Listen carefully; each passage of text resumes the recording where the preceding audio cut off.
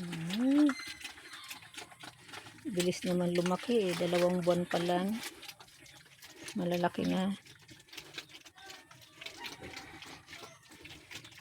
Maganda talaga pag sa probinsya nakatira. Kaya lang hindi ka pa makapagmanok.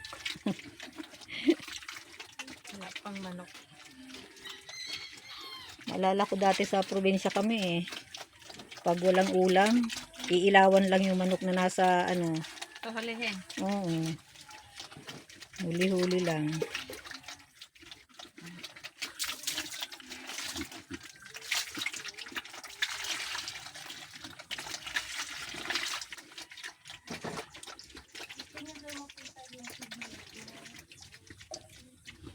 Halika na.